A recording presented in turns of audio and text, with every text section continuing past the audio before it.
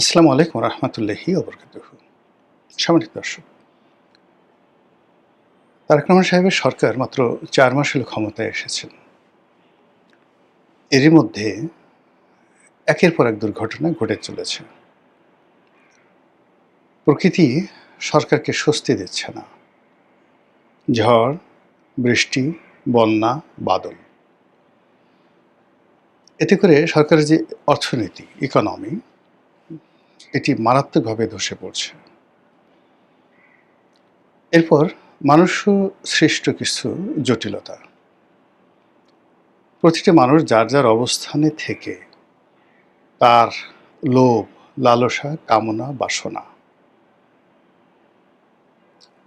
প্রায় প্রতিটি জিনিসই এক্সট্রিম অশ্লীলতা, এক্সট্রিম নির্মমতা এই পর্যায়ে তারা নিয়ে গেছে। যেমন ধরুন আমাদের সমাজে চাঁদাবাজি, তারপরে লুটতরাজ, ডাকাতি সবসময় ছিল। এমনকি ইনুস জামানাতে ছিল, শেখ হাসিনার জামানাতে ছিল। কিন্তু গত ৪ মাসে চট্টগ্রামে একের পর এক যে ঘটনাগুলো ঘটছে, সিলেটে যে ঘটনা ঘটছে, বরিশালে যে ঘটনা ঘটছে, ঢাকা শহরের মোহাম্মদপুর, উত্তরা, সায়েদাবাদ, কারওয়ান বাজার থেকে শুরু করে বিস্তীর্ণ এলাকাতে যা কিছু ঘটছে, এর সবকিছুই মনে হচ্ছে মনুষ্য সৃষ্ট গজব। এত নির্মম, এত অসহায় সমাজ আমরা কখনো দেখিনি। যেখানে মানুষ আক্রমণ করে থানা ভেঙে ফেলছে এই গত ৪ মাসে।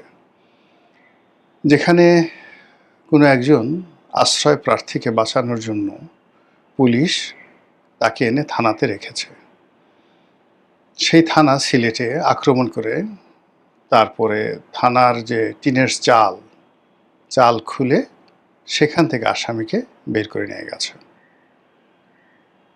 বা বের করে নেয়নি, কিন্তু টিনের চাল খুলেছে। আমরা খবরটা দেখেছি, ডিটেলস আমি এটা বলতে পারবো না। কিন্তু এই সকল ঘটনা মানে থানা আক্রমণ করেছে, চারিদিকে লোকজন ঘেরাও করে আছে। এরপরে লোকজন থানার উপরে উঠে গেছে, টিনের চাল খুলে নিয়ে গেছে। এতটুকু পর্যন্তই থাকেন না কেন? পিলে চমকে যাবে। এরপরে আরেকটি জায়গাতে যেখানে ঘটলো যে পুলিশের এক কর্মকর্তাকে মারধর করলো, ওসি কান্নাকাটি করলো এবং সেখানে বলা হলো যে অমুকে মেরে ফেলা হয়েছে, এরকম একটা ধোঁয়া তুলে পুরো পুলিশের যে কান্নার দৃশ্য, সেই দৃশ্য সারা দেশকে নাড়িয়ে দিয়েছে। সরকারের যে অর্গানগুলো রয়েছে, সেটা এক্সিকিউটিভ, জুডিশিয়ারি এবং পার্লামেন্ট, কেন যেন এগুলোর সাথে সমন্বয় হচ্ছে না। যারা ভুক্তভোগী, সরকারি অফিসে যারা কাজকর্ম করতে যান, তারা জানেন যে কী পরিমাণ ঘুষ এবং দুর্নীতি বেড়েছে। তারপর যারা ব্যবসা বাণিজ্য করেন, তারা খুব ভালো করে জানেন যে পেট চালাতে, সংসার চালাতে, অফিস চালাতে তাদের কী পরিমাণ কষ্ট করতে হচ্ছে। এরই মধ্যে নির্বাসিত, তারপর ক্ষমতা থেকে উচ্ছেদ হয়ে যাওয়া এবং নিষিদ্ধ সংগঠন আওয়ামী লীগ এবং তার সভানেত্রী এবং একই সঙ্গে তার যারা বড় বড় নেতা রয়েছেন, তারা যে ভাষায় দেশের বাইরে থেকে, দেশের ভেতরে থেকে তারা যে ভাষায় কথা বলছে, এটা অনেকটা সেই পূর্ব বাংলার সর্বহারা পার্টির মতো করে। আমি ৮১-৮২ সনের দক্ষিণ অঞ্চলের কথা জানি। সর্বহারা গ্রুপের লোকজন চিঠি দিতেন, আমরা তোমাদের বাড়িতে আসছি, এত টাকা রেডি রেখো। তো এই চিঠি নিয়ে থানায় গিয়ে, কোথাও গিয়ে কোনো মানুষ সাহায্য পাবে এই আশাই তারা করতো না, এবং পুরো বাড়িতে একটা মরণ কান্না শুরু হতো। বিশ্বাস করেন, আওয়ামী লীগের অনেকগুলো সাইবার গ্রুপ তৈরি হয়ে গেছে, যাদের কাজই হলো সেই বিভিন্ন রকম ভয়ঙ্কর সব ছবি প্রোফাইলে দিয়ে হোয়াটসঅ্যাপের মাধ্যমে, তারপর বিদেশি নম্বর ব্যবহার করে বিভিন্ন মানুষকে টেলিফোন করা।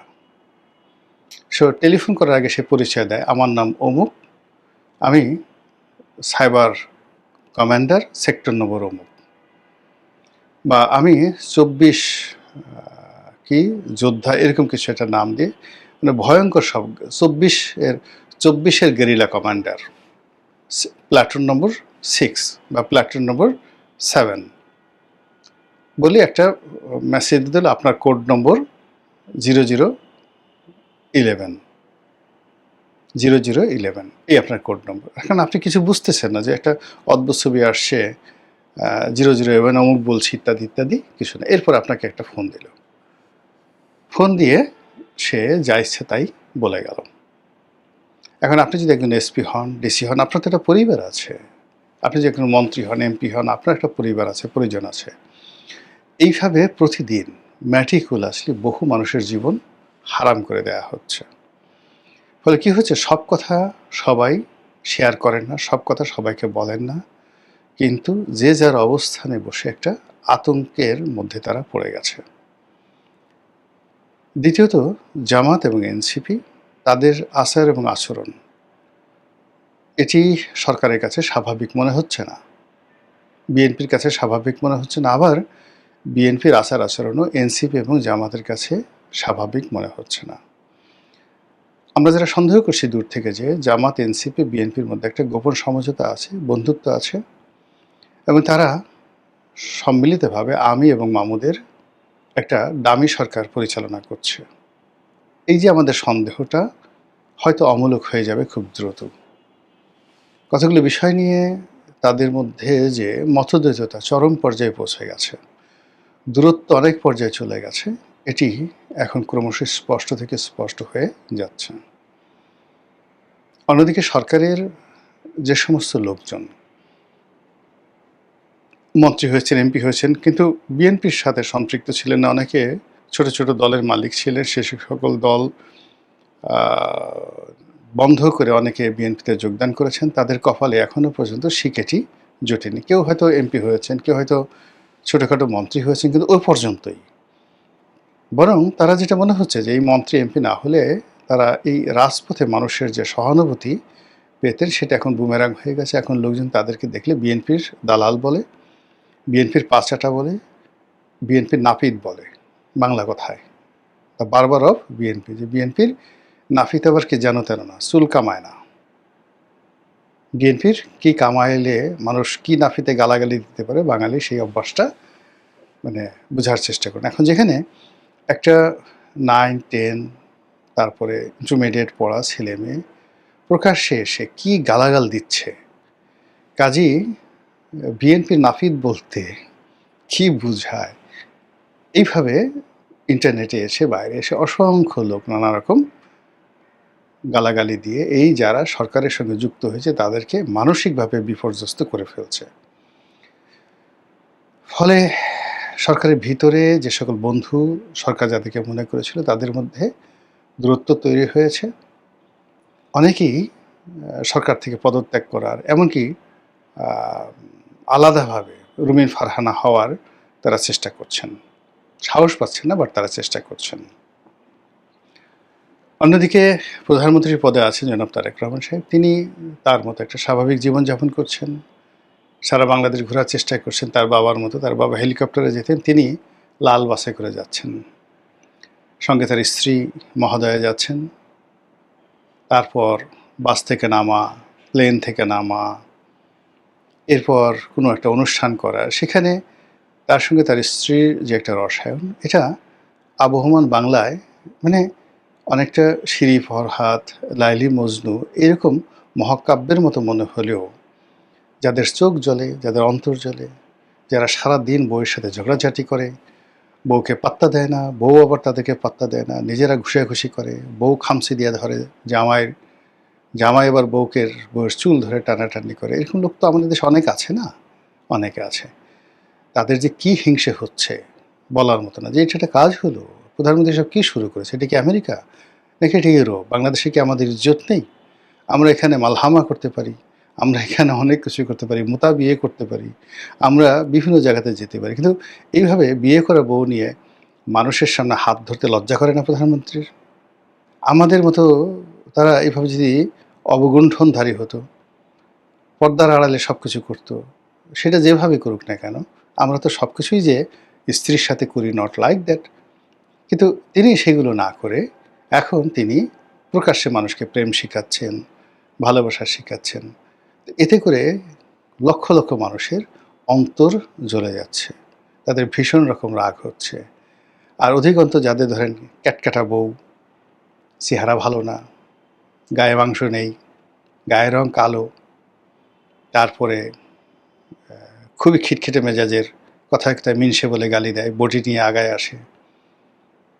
তো এই সমস্ত যারা স্বামী বুঝতে পারেন তাদের ভীষণ রকম মেজাজ গরম, অস্বাভাবিক তারা মানে আচরণ করছে এই সময়টিতে। এই ক্ষুদ্র একটা ঘটনা প্রধানমন্ত্রীর একান্ত ব্যক্তিগত জীবন। এমনকি তার যে কন্যা, এখন তার কন্যা ফুটবল খেলেন, তারপর ইংরেজিতে ভালো কথা বলেন, শি ইজ আ ব্যারিস্টার। আল্লাহ তাকে একজন কন্যা হিসেবে অসাধারণ সুন্দর অভিব্যক্তি, সুন্দর চেহারা, নম্র ভদ্র, কথাবার্তা শুনে মনে হয় না যে নেতিবাচক। বয়স ৩০ বছর হয়ে গেছে বা ৩২ বছর হয়ে গেছে, কিন্তু তার আচার আচরণ দেখে এটা দেবতুল্য মানে সরলতা তার মধ্যে রয়েছে। এটা দেখে যাদের রাগ হয়, চিন্তা করে যে আল্লাহ আমার মেয়েটা তো বদমাইশ, এই ২০ বছর বয়স হয়ে গেছে, ৪-৫টা প্রেম করেছে, ৩-৪ বার ঘর থেকে বের হয়ে গেছে, তারপরে হোটেলে গিয়ে রাত কাটায়, ইয়াবা খায়, ফেন্সিডিল খায়, গাঁজা খায়, ঘরে বয়ফ্রেন্ড এনে শুয়ে থাকে, কিছু কথা বললে এসে মানে সে বয়ফ্রেন্ড দিয়ে বাবাকে মাকে নির্যাতন করে। তো তারা যখন এরকম একজন জায়মা রহমানের মতো একজন নারীকে দেখেন, কন্যাকে দেখেন, রমণীকে দেখেন, তাদের বিশ্বাস করেন তারেক রহমানের উপর ভীষণ রাগ হয়, অসাধারণ তাদের রাগ হয়। তো এরকম কিছু বিষয়াদি তো রয়ে গেছে।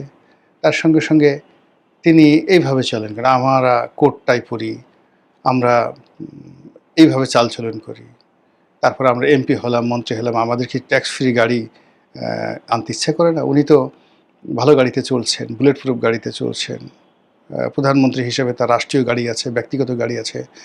আমরা তো অনেকে সাধারণ পরিবার থেকে এমপি হয়েছি, একটা ট্যাক্স ফ্রি গাড়ি আনবো, ভো ভো করে চালাবো, আমাদের এই রিজিকে তিনি কেন হাত দিতে গেলেন?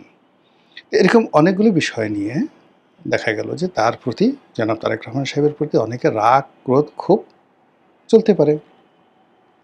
আবার অনেকে প্রধানমন্ত্রী হতে চান, শেখ হাসিনা আবার ক্ষমতায় ফিরে যেতে চান, তারপরে জামাতের সভাপতি তিনি আমিরুল মুমিনিন হতে চান। এই জিনিসগুলো নিয়ে যে কন্ট্রাডিক্ট অ্যান্ড কনফ্লিক্ট, সেই কন্ট্রাডিক্ট অ্যান্ড কনফ্লিক্টের কিছু নমুনা আমরা রাজপথে দেখতে পাচ্ছি। যে শিশু বিদ্রোহ আমরা শেখ হাসিনার জামানায় দেখেছিলাম, 8-9 ছেলেরা স্কুল থেকে বের হয়ে সরকারকে অচল করে ফেলেছিল, এবং একবার প্রায় 200-250 লোক ছিল আওয়ামী লীগের অফিসে, ধানমন্ডি অফিসে। তো সেই 9-10 ছেলেরা খবর এলো যে তারা এবার আওয়ামী লীগ অফিসে আক্রমণ করবে। ওবায়দুল কাদের সাহেব সে অফিসে ছিল। তো ওখানে যারা উপস্থিত ছিলেন তাদের মধ্যে একজন আমাকে বললেন যে, ভাই বিশ্বাস করবেন না কি যে ভয় পেয়েছিলাম, শুধু এতটুকুই, ওই অফিসে কয়টা বাথরুম ছিল তা জানা নাই, প্রত্যেকটা মানুষ যদি আক্রমণ হয়ে যায় কোন জায়গাতে পালাবে সেই টেনশন, ওয়াল কীভাবে টপকাবে, 3 তলা থেকে কীভাবে নামবে। ছেলেরা সব ছিল ওই সীমান্ত স্কোয়ারের কাছাকাছি।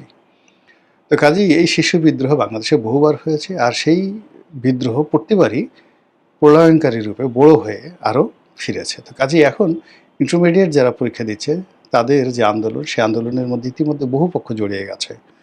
সেই বহু পক্ষ জড়িয়ে গেছে, ফলে এটি আর নিছক ছেলে খেলা বা যাকে বলা হয় খেলাধুলার মধ্যে নেই। এর মাধ্যমে anything might happen at any time. সরকারের যারা কর্তা ব্যক্তি তারা তো অবশ্যই ভালো বুঝেন। আমরা আসলে সরকারের একটা ধারাবাহিকতা চাই। আমরা চাই যে একটা ইলেকশন হয়ে গেল, সরকার 5টি বছর ক্ষমতায় থাকুন, এবং প্রতিটি সরকারেরই কতগুলো সুন্দর পরিকল্পনা থাকে। তারেক রহমান সাহেবের সুন্দর পরিকল্পনা আছে, তিনি সেগুলো বাস্তবায়ন করুন, এরপরে নিয়মতান্ত্রিক পদ্ধতিতে সব কিছু হোক। কিন্তু এভাবে যদি ঘন ঘন সরকার পরিবর্তন হয়, ইউনূস সাহেবের যেভাবে তাড়াতাড়ি চলে গেলেন, আবার তারেক রহমান সাহেব যদি চলে যান, আমরা কিন্তু আসলে এই ভার আর বহন করতে পারবো না। এবং সেক্ষেত্রে যখন এরকম একটা পরিস্থিতি হয়, তখন যারা অর্গানাইজড থাকে, বাংলাদেশে এখন 3টি শক্তি অর্গানাইজড আছে। 1 নম্বর আছে সেনাবাহিনী, 2 নম্বরে আওয়ামী লীগ, 3 নম্বরে জামাত।